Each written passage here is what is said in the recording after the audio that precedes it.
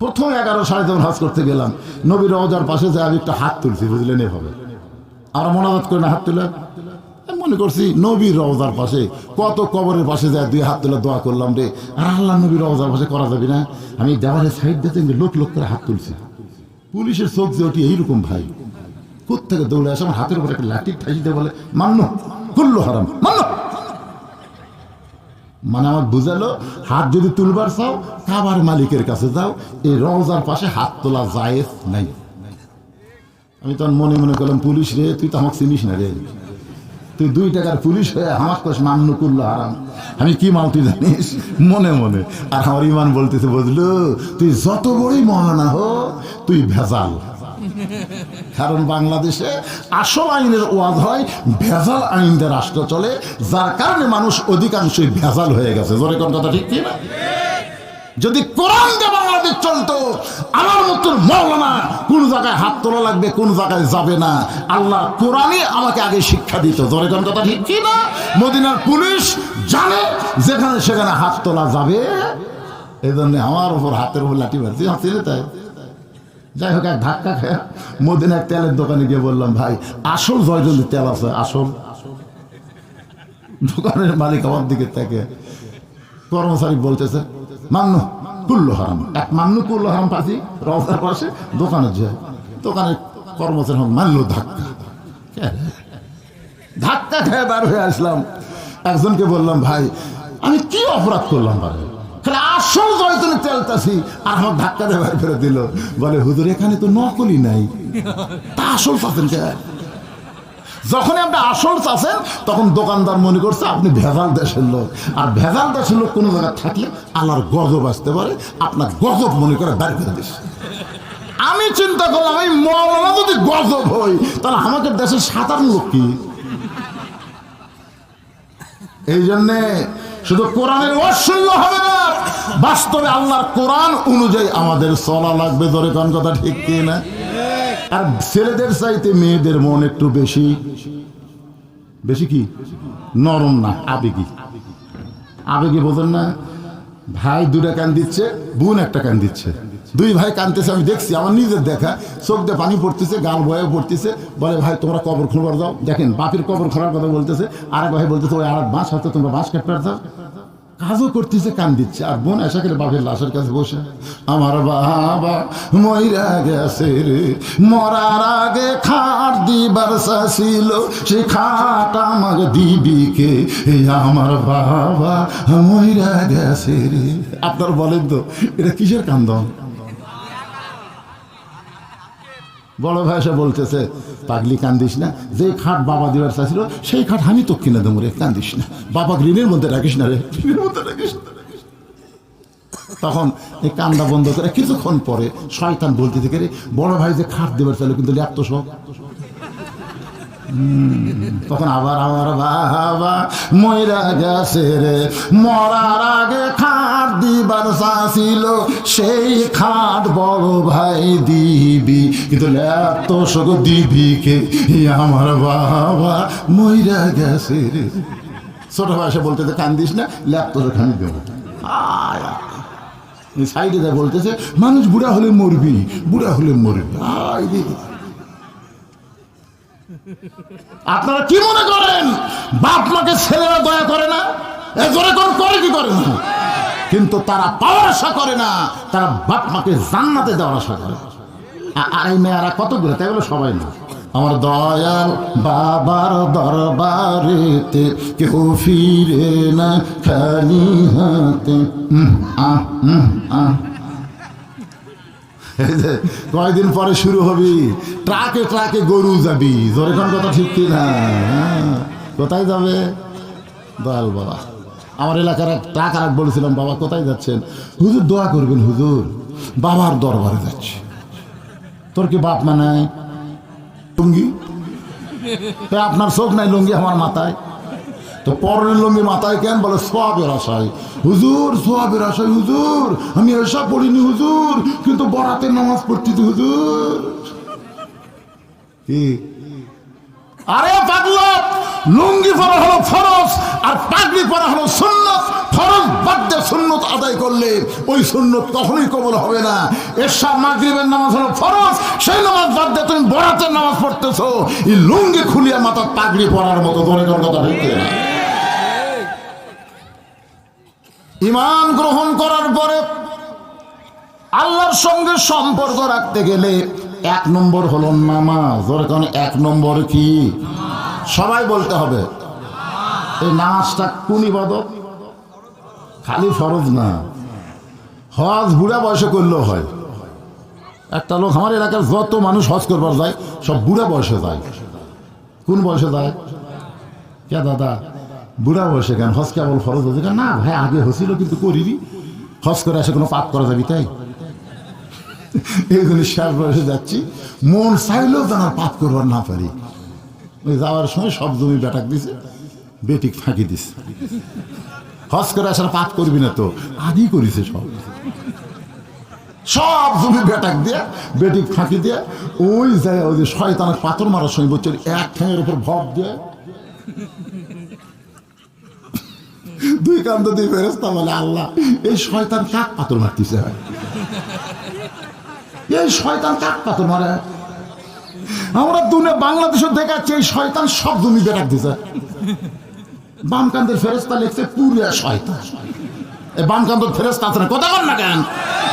পুরা শয়তান হয়ে এখানে যে কাক পাথর মারতেছে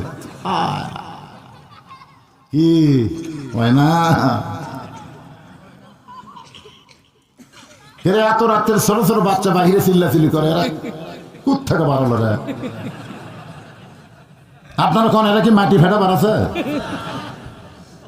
সন্ধ্যার সময় মা ঘরাত মুরগি হাঁস উঠলো কিনা লাইট দেখো যে সন্ধ্যার সময়। বাবা সন্ধ্যার সময় গরু ছাগল গোয়াল ঘরে উঠলো কিনা লাইট দিয়ে খুঁজতেছে গোয়াল ঘরে। তো সন্ধ্যার সময় গরু ছাগল খোঁজো, সন্ধ্যার সময় হাঁস মুরগি খোঁজো। এরা কি হাঁস মুরগির চাইতে দাম কম নাকি? এত রাত হয়ে গেল, এরা বাহিরে ঘুরতেছে, এর বাপ মা খোঁজে না কেন? কথা কয় না, খোঁজার দরকার আছে না? কত বাজে দেখছেন? 11:30 প্রায় বাজতেছে। এই ছোট ছোট বাচ্চাদেরকে এখন থেকে সাইজ করা লাগবে, তাহলে হজ আপনি বুড়া কালেও করতে পারবেন। যাকাত মানুষ কিন্তু আগেই দেয় না, যখন সবাই তাকে ধনী বলে তখন দেওয়া শুরু করে। জোরে কোন ঠিক কিনা? রোজা 3টা ইবাদত বললাম, কেউ যদি হজ না করে তাকে কাফের বলতে পারবেন না। কেউ যদি যাকাত না দেয় তাকে আপনি কাফের বলতে পারবেন না। কেউ যদি রোজা না করে তাকে আপনি কাফের বলতে পারবেন না। কিন্তু কেউ যদি নামাজ না পড়ে, আল্লাহর নবী বলেছেন বাইনাল আবদি ওয়াল কুফরি তরকুস সালাত, বান্দার কাফেরের মধ্যে পৃথক করার জিনিসটার নামই হলো নামাজ। যারা নামাজ পড়বে তারা হলো বান্দা, আর যারা পড়বে না তারা হলো কাফের। আমি যেই বলবো বেনামাজি, আপনার বলবেন কাফের, বলতে পারবেন না ভাইজান? বেনামাজি আরো জোরে বলা লাগবে। যদি হয়তো বলতেছেন হুজুর আমি তো আজকে এসব নামাজ পড়িনি, তাহলে আমি নিজকে কাফের কেমনে বলবো? আপনি কাফের বলার পরে নিয়ত করেন ফজর থেকে আজকে লাইলাতুল বরাতে ফজর থেকে আমি 1 ওয়াক্ত নামাজ বাদ দেব না। আল্লাহ বলে নিয়ত করার সঙ্গে সঙ্গে সারা জীবনে যত নামাজ না পড়ার পাপ আছে আমি আল্লাহ মাফ করে দিলাম। আল্লাহ মাফ করতে পারে কি পারে না? আজকে এই পবিত্র রাতে আপনি নিয়ত করেন, এই যুবক যৌবন বয়সের হিসাব আল্লাহ দিবে, যৌবন বয়সের হিসাব। তুমি মনে করো না যে বুড়া হলে সিয়ারলে মসজিদের যাবো, ওই ধান্দা বাদ দাও। সিয়ারলে মসজিদের যাবা, মসজিদ কমিটিকে আমি বলবো, কোন মসজিদে যদি সিয়ার ঢোকে আল্লাহ কমিটি ছাড় দিবি না, কমিটি ব্যাঙ্গা তাহার নাম দিবি। তুই কমিটির সভাপতি হলি, এই তুই মসজিদের সেক্রেটারি, তুই সেক্রেটারি সভাপতি থাকা অবস্থায় সিয়ার ঢুকলো কেন? চেয়ারে বসে নামাজ পড়া হলো আল্লাহর সাথে গাদ্দারি করা। জোরে বলেন কি করা? এ কথা বলেন কি করা? আল্লাহর সাথে গাদ্দারি করা। এটা কি লেখছে এই চেয়ারের কথা? শোনেন ভাইজান, শোনেন, নামাজের ভিতরে বাহিরে ফরজ কয়টা? আরো জোরে। তার মধ্যে একটা ফরজ কি? দাঁড়িয়ে নামাজ শুরু করা। আপনি দাঁড়িয়ে নামাজ শুরু করার ফরজ, আপনি বসা শুরু করলেন কেন? আপনি যে হাঁটে হাঁটে মসজিদে আসছেন এটা কি আপনি জানেন? আপনার যদি খাটনিট করে নিয়ে আসতো, যে খাটনিট করে লোকটা হাঁটা পারে না রে, খাটনিট করে নিয়ে এসে খাটনিট করে যাচ্ছে, হাঁটে হাঁটে বাজার করেন, হাঁটে হাঁটে মসজিদে আসেন, আর মসজিদে এসে চেয়ারে বসেন। আপনি কি মনে করছেন? আল্লাহ কোরআনে বলেছেন কুমু লিল্লাহি কানিতিন, দাঁড়াও, আনুগত্য নিয়ে দাঁড়াও। এটা আল্লাহর সামনে তোমার বসার পাওয়ার দিল কে? একটু মনোযোগ দিবেন। যদি আপনি খুবই অসুস্থ হন, সাময়িকভাবে হাঁটু গেছে, মাজা গেছে, এক্সিডেন্ট করার কারণে আপনি দাঁড়ানোর মতন কোনো আর পাওয়ার নাই, তাহলে আপনি জামাতে নামাজ পড়া লাগবে না, আপনি বাড়িতে চেয়ারে বসে পড়েন, আর চকিত বসে পড়েন, আর বাদামির টুলে বসে পড়েন, যেখানেই পারেন আপনি পড়বেন, কিন্তু মসজিদে আসা চলবে না। কারণ মসজিদে জামাত শুধু সুস্থ সবল মানুষের জন্য। জোরে কোন ঠিক কিনা? আপনি আল্লাহকে এত নিষ্ঠুর কেমনে ভাবলেন? আপনি 60 বছর পর্যন্ত সরকারি চাকরি করার পরে সরকার যদি আপনার পেনশন দিবার পরে, আপনার বন্ধু সরকারি চাকরি পেনশন দেয় না? যখন চোখে কম দেখে, কানে কম শোনে, মাজা ঠিক মতো চলে না, তখন সরকার কয় আর কষ্ট করে চাকরি করা লাগবে না। আমি কি খাবো? তোর খাওয়ার চিন্তা আমার, তোর খাওয়ার চিন্তা আমার রে। যৌবন্তী সরকার দিলি, বুড়া বয়সে আমি তোকে পেনশন দিয়ে দেবো। জোরে কোন কথা ঠিক না? যৌবন বয়সে যারা 5 ওয়াক্ত নামাজ জামাতে পড়ে, বুড়া বয়সে যদি জামাতে পড়বার নাও পারে, আল্লাহ পেনশনের জামাতের সব দিয়ে দিবে। আল্লাহ পারে কে পারে না? আল্লাহ কোরআনে বলেছেন লা ইউকাল্লিফুল্লাহু নাফসান ইল্লা উসাহা, তোমার কষ্ট হবে, তুমি পারবে না, এমন কিছু আমি আল্লাহ তোমাকে চাপাই দেই নাই। একটু মনোযোগ দিয়ে শুনবেন। যতগুলো ইবাদত আল্লাহর আছে, তার মধ্যে 1 নম্বর আল্লাহর সঙ্গে সম্পর্ক করার হলো নামাজ। জোরে বলেন, নাম কি? খাদিজা ঈমান গ্রহণ করার পর আপনি আল্লাহর সঙ্গে যে সম্পর্ক গড়ে তুলেছেন, আল্লাহ আপনার কবরকে জান্নাত বানায় দিবে। সঙ্গে সঙ্গে খাদিজা নবীর হাতটা এক টানে বুকের মধ্যে নিয়ে এমন ভাবে চাপা ধরছে, রাসূল বলে হাত ছাড়ো। খাদিজা বলতেছে না। রাসূল বলে আল্লাহ তোমার কবরকে জান্নাত বানায় দিবে, তারপর হাতটা ধরে আছো কেন? খাদিজা বলে হুজুর আল্লাহ দিবে, আমার বিশ্বাস হয়, আল্লাহ দিবে, আমার একটু টানে টানা কয়, আল্লাহ দিবে আমার বিশ্বাস হয়।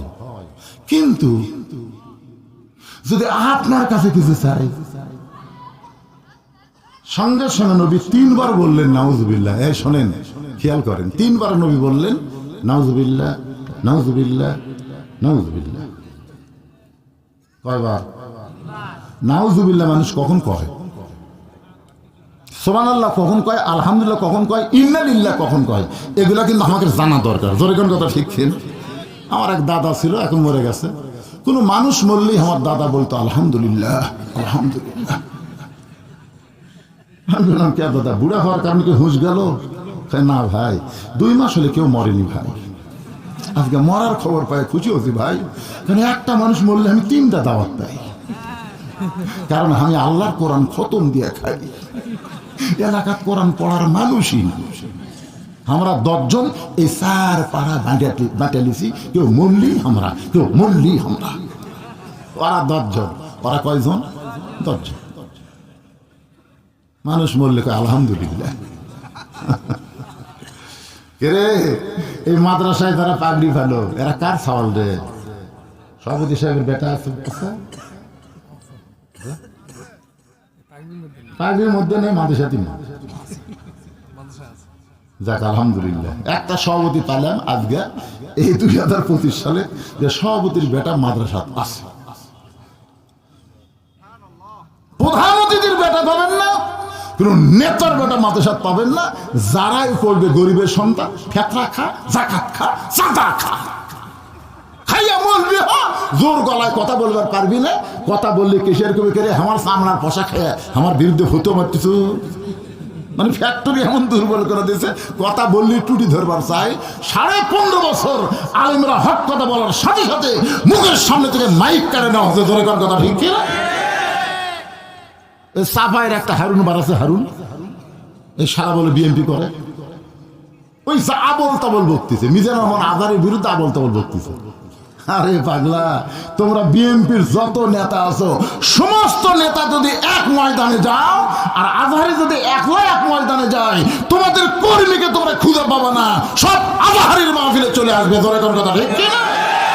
তোমরা জানো আল্লাহর কোরআন আকর্ষণ মানুষের কলিজায় যদি একবার জায়গা পায়, শত চেষ্টা করলেও তাকে আর ফিরাতে পারবা না। কারণ আমরা দেখতেছি দিন দিন মানুষ কিন্তু কোরআনের ছায়াতলে আসার জন্য পা বাড়াইছে। ধরে কোন কথা ঠিক কিনা? এই জন্য আমরা সবাই বলবো, সব দেখা হলো শেষ। আগামীতে আমরা দেখতে চাই শুধু কোরআনের ওয়াজ নয়, কোরআন মোতাবেক চলার বাংলাদেশ। আমাদের সকলের দেখার নিয়ত আছে না নাই? এ ধরে কোন আছে না নাই? একটু মনোযোগ দিয়ে শুনবেন। আল্লাহ নবী বলেন, খাদিজা, আল্লাহ ছাড়া নবীর কাছে চাওয়া যায়। আপনারা কন না কেন? নামাজের মধ্যে শিক্ষা আছে না নাই? ইয়া কানা বুধু ও ইয়া কানাস্তানা, কার কাছে চাবেন? আমার দয়াল বাবার দরবারেতে কেউ ফিরে না খালি হাতে। কয়দিন পরে শুরু হবি, ট্রাকে ট্রাকে গরু যাবি। জোরে কোন কথা ঠিক কিনা? কোথায় যাবে দয়াল বাবা? আমার এলাকার এক ট্রাক আর বলেছিলাম, বাবা কোথায় যাচ্ছেন? হুজুর দোয়া করবেন, হুজুর বাবার দরবারে যাচ্ছে। তোর কি বাপ মা নাই? লাইলাতুল বরাতে আপনি যত রাকাত নামাজ পড়েন, আপনি যদি বাপ মার অন্তরে কষ্ট দেন, আপনার একটা নামাজও আল্লাহর কাছে কবুল হবে না। কথা বলেন ঠিক? তাই হুজুর বুড়া বুড়ি আছে, বাপ মানে বুড়া বুড়ি বানাইয়া দয়াল বাবার দরবারে গরু নিয়ে যায়, মনে করে বাবা যদি খুশি হয় তাহলে আল্লাহ আমার প্রতি খুশি হবে। একটু মনোযোগ দিয়ে শুনবেন। নবী চমকে বলে, খাদিজা, আল্লাহ ছাড়া নবীর কাছেও চাওয়া যাবে। প্রথম 11 সাড়ে যখন হজ করতে গেলাম, নবীর রওজার পাশে যে আমি একটা হাত তুলছি, বুঝলেন? এভাবে আমরা মোনাজাত করি না, হাত তুলে মনে করছি নবীর রওজার পাশে, কত কবরের পাশে যায় 2 হাত তুলে দোয়া করলাম রে। আর আল্লাহ নবীর রওজার পাশে করা যাবে না? আমি দেওয়ালের সাইড দিতে লোক লোক করে হাত তুলছি। পুলিশের চোখ যে ওটি এইরকম, ভাই কোথেকে দৌড়ে আসে, আমার হাতের উপর একটা লাঠি ঠাসি দিয়ে বলে, মান্য কুল্লু হারাম, মান্য। মানে আমার বুঝালো, হাত যদি তুলবার চাও কাবার মালিকের কাছে যাও, এই রওজার পাশে হাত তোলা জায়েজ নাই। আমি তখন মনে মনে করলাম, পুলিশ রে, তুই তো আমাকে চিনিস না রে, তুই 2 টাকার পুলিশ হয়ে আমার কোষ মান্য করলো হারাম। আমি কি মাল তুই জানিস? মনে মনে। আর আমার ইমান বলতেছে, বুঝলো, তুই যত বড়ই মহানা হো, তুই ভেজাল। কারণ বাংলাদেশে আসল আইনের ওয়াজ হয়, ভেজাল আইন দিয়ে রাষ্ট্র চলে, যার কারণে মানুষ অধিকাংশই ভেজাল হয়ে গেছে। জোরে কোন কথা ঠিক কি না?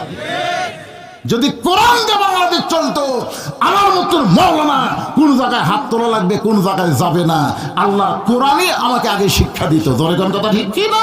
মদিনার পুলিশ জানে যেখানে সেখানে হাত তোলা যাবে, এই জন্য আমার উপর হাতের উপর লাঠি মারছি, হাতে তাই। যাই হোক, এক ধাক্কা খেয়ে মদিনার তেলের দোকানে গিয়ে বললাম, ভাই আসল জয়জন্তীর তেল আছে? আসল। দোকানের মালিক আমার দিকে থেকে কর্মচারী বলতেছে, মান্য কুল্লু হারাম। এক মান্য কুল্লু হারাম পাচ্ছি রওজার পাশে দোকানের যায়, দোকানের কর্মচারী মানলো ধাক্কা খেয়ে বার হয়ে আসলাম। একজনকে বললাম, ভাই আমি কি অপরাধ করলাম? পারে আসল জয়তুনে তেলতাছি আর আমার ধাক্কা দিয়ে বার করে দিল। বলে, হুজুর এখানে তো নকলি নাই, তা আসল চাচ্ছেন কে? যখনই আপনি আসল চাচ্ছেন তখন দোকানদার মনে করছে আপনি ভেজাল দেশের লোক। আর ভেজাল দেশের লোক কোনো জায়গায় থাকলে আল্লাহর গজব আসতে পারে, আপনার গজব মনে করে বের করে দিস। আমি চিন্তা করলাম, এই মৌলানা যদি গজব হই তাহলে আমাকে দেশের সাধারণ লোক কি? এই জন্যে শুধু কোরআনের অশুন্য হবে না, বাস্তবে আল্লাহর কোরআন অনুযায়ী আমাদের চলা লাগবে। ধরে কোন কথা ঠিক কি না? খাদিজা বললেন, এ রাসূলুল্লাহ, আমি আপনার কাছে যা চাই তা যদি আল্লাহর না থাকে তাহলে আল্লাহ কেমনে দিবে? আপনি তো 3 বার নাউযুবিল্লাহ করলেন। আমি আপনার কাছে যা চাই তা যদি আল্লাহর না থাকে তাহলে আল্লাহ কেমনে দিবে? বিচ্ছুন করছে। খাদিজা, আল্লাহর নাই, এই কথা আপনি কিভাবে বলেন? খাদিজা বলে, হুজুর আপনি বলেন তো আল্লাহর বউ আছে। নবী কয়, আমি তো এইদিকে চিন্তা করিনি। খাদিজা বলে, হুজুর আপনি তো খালি যা জানেন তাই কম। মা ইয়ান্তিকু আনিল হাওয়া ইন হুয়া ইল্লা ওয়াহয়ুহা। আপনি নিজের ইচ্ছায় একটা কথাও বলেন না, আপনি যা বলেন কে বলায়? আরো জোরে। হুজুর মনে করেন আপনার সঙ্গে আমার বিয়ে হয় নাই, গভীর রাত্রে যদি আমি আল্লাহকে বলে, আল্লাহ আমি খাদিজার পেটে একটা বাচ্চা দেন, আপনি বলেন তো আল্লাহকে আমার পেটে বাচ্চা দিবে? রাসূল বলে, দিবার পারবে কিন্তু দিবে না। একজনকে দিয়াই তো যেই বিপদ, মরিয়মের পেটে স্বামী ছাড়া বাচ্চা দিয়ে জাকেরা নবীকে যে কষ্ট দেওয়া হয়েছে, কিয়ামত পর্যন্ত স্বামী ছাড়া আর কোন নারীর পেটে, পুরুষের স্পর্শ ছাড়া কোন নারীর পেটে আর বাচ্চা আসবে? কথা কন না কেন? আসবে। যদি আগেকার নিয়ম থাকতো তো 14 ফেব্রুয়ারি মেয়েরা বলতো, আল্লাহ পেটত দিলে আমি কি করব? আরে আর হবি না মা, আর চিন্তা করো না। 14 ফেব্রুয়ারি বাতিল। সুবহানাল্লাহ কর না কেন? ভ্যালেন্টাইন ডে, বিশ্ব ভালোবাসা দিবস, মুসলমান পায়ের তলায় ফেলাই দিছে। কারণ মুসলমানের ভালোবাসা কোনো একদিনের জন্য না, মুসলমানের ভালোবাসা সব সময়। জয় করুন ঠিক কি না? আল্লাহ কোরআনে বলেছেন, হুন্না লিবাসুল লাকুম ওয়া আনতুম লিবাসুল লাহুন্না। স্বামী হলো বিবির পোশাক, বিবি হলো স্বামীর পোশাক। এই জন্য ভালোবাসা কোনো এক দিনের জন্য না, ভালোবাসা হলো সব সময়। খাদিজা বলতেছে, ইয়া রাসূলুল্লাহ আমি আপনার কাছে 3টা জিনিস চাই। হুজুর এই 3টা জিনিস যদি আপনি আমারে দিবার চান, তাহলে আমি আর কবরকে নিয়ে কোনোদিন কাঁদব না, আমি আর মৃত্যুকে নিয়ে কোনোদিন পরোয়া করব না। রাসূল বলে, খাদিজা আমার কাছে আপনি কি চাবেন, সেই 3টা জিনিসকে আমি আপনাকে দিবার পারবো। খাদিজা বলতেছে, হুজুর আপনি দিবার পারবেন কিন্তু আল্লাহ দিবার পারবে না। নবী বললেন, তাহলে বলেন কি 3টা জিনিস? বলে, ইয়া রাসূলুল্লাহ কোরআনের প্রথম 5টা আয়াত ওই গারে হীরার মধ্যে আল্লাহ আপনার উপর নাজিল করেছিল। ওই সময় আপনি কোরআন যখন পড়তেছিলেন না, তখন ফেরেশতা জিবরাইল আপনাকে বুকের মধ্যে চাইপা ধরলো। আল্লাহর 5টা আয়াত আপনার উপর নাজিল হলো। আপনি গারে হীরায় আর কোনোদিন গেলেন না। ওই যে আপনার পরনে একটা জুব্বা ছিল, ওই জুব্বাটা আপনি যত্ন করে ব্যাগের মধ্যে রাইখা দিয়েছেন। মাঝে মধ্যে জুব্বাটা আপনি দেখেন জুমা খান, কিন্তু জুব্বাটার পরেন না। আল্লাহর নবী গো, আমি খাদিয়ে যখন মরে যাব, ওই জুব্বাটা আমার কাফনের কাপড় হিসাবে দিয়া দিবে। আমার 2 নম্বর চাওয়া হলো, আপনার পবিত্র হাত দিয়া আমার দেহখানা কবরের মধ্যে নামাই দেবেন। ওগো আল্লাহর নবী, আমার 3 নম্বর চাওয়া হলো, কবরে মাটি দিয়ে সবাই যখন চলে যাবে, এমন সময় 2টা ফেরেশতা কবরের মধ্যে ঢুকে 3টা প্রশ্ন করবে। আমি খাদিজা উত্তর দিবার পারবো না। আমার পক্ষ থেকে আপনি যদি উত্তর দিয়া দেন, তাহলে আপনার আমার আর কোনো টেনশন থাকলো না। সঙ্গে সঙ্গে নবী খাদিজার কপালে চুমা দিয়ে বলে, খাদিজা ওই আল্লাহর শপথ করে বলতেছি, আমার আগে যদি আপনার মৃত্যু হয়, তাহলে আপনার 3টা চাওয়াই আমি পুরা করব ইনশাআল্লাহ। আপনারা খেয়াল করেন, করছেন? রাসূল এখানে একটা মারাত্মক কথা বলছে যে, খাদিজা আমার আগে যদি আপনার মৃত্যু হয়, তাহলে কে কখন মরবে এটা আল্লাহর নবীও কথা কন না কেন? আল্লাহর নবীও যদি আমার আগে আপনার মৃত্যু হয়, তাহলে আপনার 3টা চাওয়া আমি পুরো করবো ইনশাআল্লাহ। মা খাদিজা দুনিয়া থেকে বিদায় নিলেন। নবী তাকায় দেখে খাদিজার পেট থেকে নবীর মাধ্যমে আল্লাহ 4টা মেয়ে দিছে। ধরে কোন কয়টা? নবী তাকায় দেখে 4টা মেয়ে কাঁদতেছে। কারণ মা দুনিয়া থেকে বিদায় নিয়েছে, মেয়েরা তো কাঁদবেই। আর ছেলেদের চাইতে মেয়েদের মন একটু বেশি বেশি কি নরম না, আবেগী। আবেগী বোঝেন না? ভাই 2টা কান দিচ্ছে, বোন একটা কান দিচ্ছে, 2 ভাই কানতেছে। আমি দেখছি, আমার নিজের দেখা, চোখ দিয়ে পানি পড়তেছে, গাল বয়ে পড়তেছে। বলে, ভাই তোমরা কবর খোঁড়বার যাও। দেখেন বাপের কবর খোঁড়ার কথা বলতেছে, আরেক ভাই বলতেছে ওই আর বাঁশ হাতে তোমরা বাঁশ কাটবার যাও। কাজও করতেছে, কান দিচ্ছে। আর বোন এসে করে বাপের লাশের কাছে বসে, আমার বাবা মইরা গেছে রে, মরার আগে খাট দিবার ছিল, সে খাট আমার দিবিকে, আমার বাবা মইরা গেছে রে। আপনার বলেন তো এটা কিসের কান্দন? বড় ভাই এসে বলতেছে, পাগলি কান্দিস না, যে খাট বাবা দিবার চাইছিল সেই খাট আমি তো কিনে দেবো রে, কান্দিস না, বাবা ঋণের মধ্যে রাখিস না রে, ঋণের মধ্যে রাখিস না। তখন এই কান্দা বন্ধ করে কিছুক্ষণ পরে শয়তান বলতে থেকে, বড় ভাই যে খাট দেবার চাইলো কিন্তু এত সব। তখন আবার আমার বাবা মইরা গেছে রে, মরার আগে খাট দিবার চাইছিল সেই খাট বড় ভাই দিবি, কিন্তু এত শোক দিবি কে, আমার বাবা মইরা গেছে রে। ছোট ভাষা বলতেছে, কান্দিস না, ল্যাপটপ খানি দেবো। সাইডে যা বলতেছে, মানুষ বুড়া হলে মরবি, বুড়া হলে মরবি। আপনারা কি মনে করেন বাপ মাকে ছেলেরা দয়া করে না? জোরে করে কি করে না? কিন্তু তারা পাওয়ার আশা করে না, তারা বাপ মাকে জান্নাতে দেওয়ার আশা করে। আর এই মেয়েরা কতগুলো, তাই বলে সবাই না। নবী তাকায় দেখে 3 মেয়ে কাঁদতেছে, কান্নার শব্দ, 1 মেয়ে কাঁদতেছে, কান্নার কোনো শব্দ নেই। চোখ দিয়ে শুধু দর দর করে পানি পড়তেছে। ওই মেয়েটার নাম হলো ফাতেমা। আল্লাহ নবী ডাকতে বলেন, ফাতেমা তুমি একটু আমার ঘরের মধ্যে আসো। নবীর মেয়ে ফাতেমা যখন ঘরের ভিতরে, আল্লাহ রাসূল ফাতেমার কপালে হাত দিয়ে বলে, মা তোর কান্না দেখেছি, ওদের কান্নার শব্দ আছে, চোখের পানি কম, আর তোর কান্নার শব্দ নেই, চোখ দিয়ে দর দর করে পানি পড়ে। হ্যাঁ, আমাদের বাংলাদেশে তো দেখছি ভাই, খেলে লাখ মোসে দেখেননি, লাখ দেখালে ফটফট করে, দেখেননি কান্দার চাই কি কান্দে রে, একটা আমার চোখের পানি নেই। আমি হাসিনার চোখের দিকে বহুদিন তাকাছি ভাই, পানি দেখবার পানি, খালি লাখ দেখ সিগান বার করবে, ঠান্ডা হলো। এরা ক্ষণিকের সাথে আরো এরকম জীবন মারাও তাদের সাথে রহস্য করলো। জোরে কোন কথা ঠিক কেন ভাই? একটা হলো অভিনয়, একটা হলো কান্না। খালেদা জিয়াকে যখন বাড়ির থেকে বাইর করে দিয়েছিল, তখন খালেদা কিন্তু কাঁদছিল আর বলছিল, বিচার দিলাম আল্লাহর কাছে, বিচার দিলাম জনগণের কাছে। মনে আছে আপনাদের? দেখছে চোখ দিয়ে তোর দর করে পানি পড়তেছে। স্বামীর পিতা যে একটা বিজড়িত ঘর, স্মৃতি বিজড়িত ঘর থেকে তাকে বের করে দেওয়া হলো, একটা করে তাকে ঘর থেকে বের করে দেওয়া হলো। তিনি সেদিন বিচার দিয়েছিলেন কার কাছে? সাইদি সাহেবকে যখন জেল থেকে হাসপাতাল নিয়ে হত্যা করা হলো, তখন হত্যার আগে তিনি কিন্তু বিচার আল্লাহর কাছে দিয়ে গেছে। কি কারণ? কথা বলেন ভাই, কথা বলেন। জজ কোর্ট, হাইকোর্ট, সুপ্রিম কোর্ট যখন আর কোনো বিচার করে না, তখন প্রত্যেকটা মুসলমান একটা জায়গায় বিচার দেয়, তিনি হলেন আমাদের আল্লাহ।